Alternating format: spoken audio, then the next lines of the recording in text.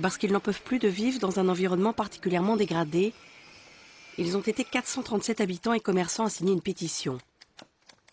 L'organisateur du collectif Carme Saint-Jean, c'est lui. Vous ne verrez pas son visage, par peur des représailles. Ce que l'on ne supporte plus, c'est le devoir de passer dans la rue des Carmes et dans les rues parallèles ou perpendiculaires, d'avoir ce sentiment d'insécurité, de la vente illicite de drogue, des dépôts sauvages clairement déposés sur les rues, la rue des Carmes et les rues perpendiculaires ou avoisinantes. Ce que l'on ne supporte plus, c'est toutes les difficultés qui sont dans ce quartier et qui nous font mal vivre, en somme.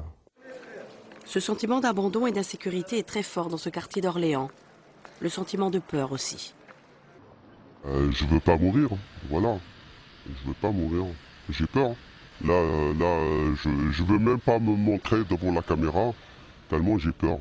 Les dealers, ils posent leurs lois dans le quartier, et voilà. Des habitants, ils ont peur aujourd'hui. La plupart des commerçants font le même constat. La situation se dégrade de plus en plus dans ce quartier. Nous avons même constaté que certains étaient armés. Ceux qui veulent témoigner à visage découvert sont une exception. On en a marre de se faire insulter, de se faire arrêter. Moi, que je sois tout seul avec mes enfants, c'est t'en veux, on en a, c'est de la bonne. Bah non.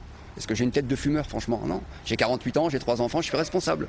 Voilà, qu'ils aillent faire ça chez eux, dans leur quartier. Ils n'ont pas besoin de venir ici.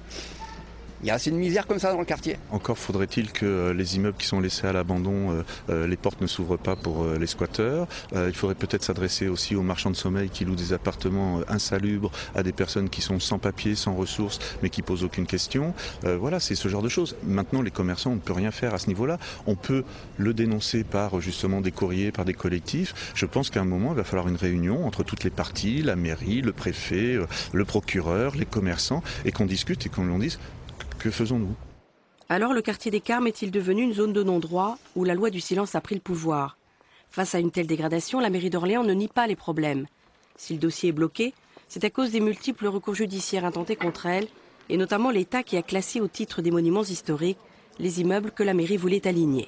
Il y a un certain nombre de procédures en effet qui sont en cours et chacun est en train de mettre un petit peu de l'eau dans son vin. On va dire ça comme ça. Je ne pourrais pas vous en dire plus cet après-midi.